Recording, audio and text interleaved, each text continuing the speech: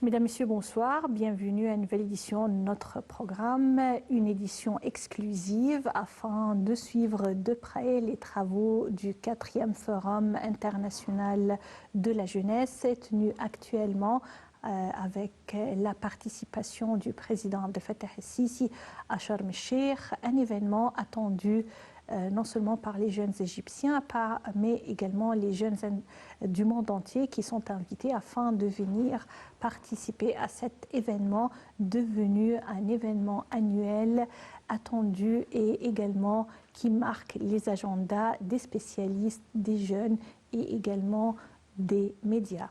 Alors, la 4e édition du Forum mondial de la jeunesse poursuit ses travaux à Sharm el-Sheikh.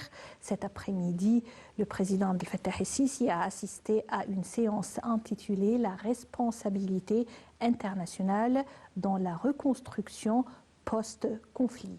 Les détails concernant ce thème et cette séance à travers ce commentaire signé Sarah Al-Maghrabi.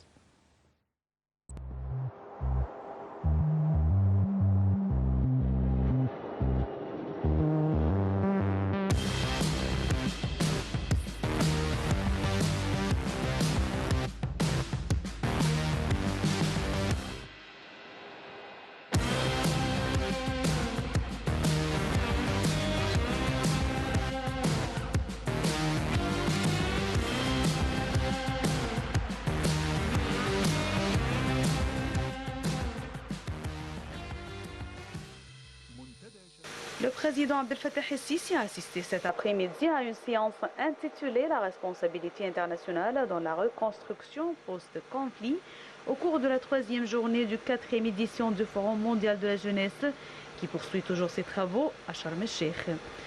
Au cours de la séance, le chef de l'État a affirmé que les conflits et les combats doivent stopper pour que tout le monde puisse agir. Le président Sisi a indiqué qu'il y a une grande différence entre la réduction des répercussions des conflits et la reconstruction post-conflit. Il a d'autre part appelé les pays déchirés par des conflits et leurs dirigeants à résoudre leurs crises. Le président Sisi a également souligné que l'Égypte est prête à intervenir positivement dans le conflit yéménite. Le président a cependant affirmé que l'Égypte respecte la souveraineté des pays frères et qu'elle refuse toute ingérence étrangère dans ses affaires internes. Le président Sisi a par ailleurs souligné que l'Égypte est toujours prête à participer à la reconstruction. Il a ajouté que tout changement par force n'entraînera que des dégâts incontrôlables. Évoquant la cause palestinienne, le président Sisi a affirmé que l'Égypte poursuivra son rôle en appelant les donateurs à soutenir l'agence de l'ONU pour les réfugiés palestiniens, l'UNRWA.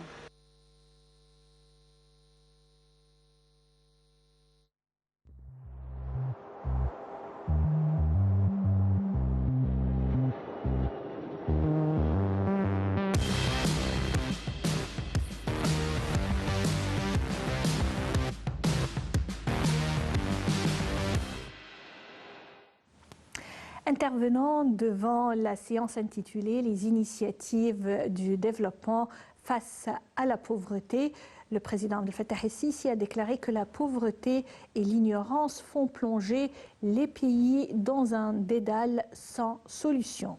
Au cours de cette séance, la ministre de la Planification et du Développement économique, Dr Hala Saïd, a affirmé que les agendas internationaux et surtout africains, ainsi que l'agenda égyptien s'accordent sur la nécessité de lutter contre la pauvreté.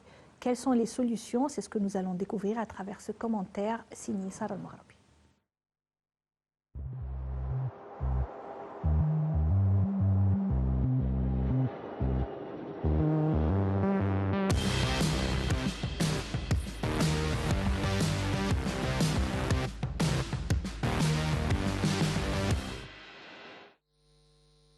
Au cours de la séance intitulée « Les initiatives de développement face à la pauvreté », le président el-Sisi a déclaré que la pauvreté et l'ignorance font plonger les pays dans un dédale sans solution.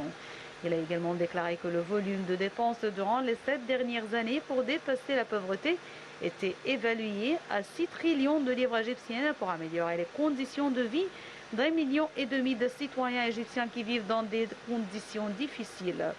Le chef de l'État a également indiqué que 300 000 unités de logement ont été construits et le travail se poursuivait pour atteindre 1 million d'unités.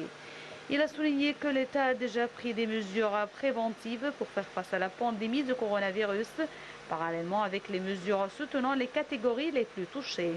Le président a ajouté que l'État agit pour améliorer les conditions de vie d'1,5 million des citoyens vivant dans des conditions difficiles à travers le fonds Tahia Mostre.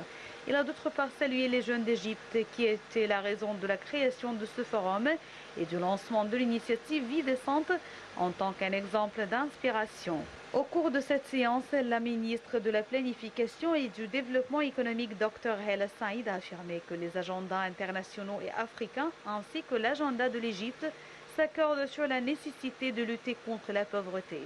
Au cours de son mot, Mme Saïd a souligné que les répercussions de la crise du coronavirus ont affecté l'économie mondiale, affirmant que l'État a revisé ses priorités au cours de la pandémie pour renforcer les secteurs de la santé, de l'enseignement, de l'agriculture et des communications.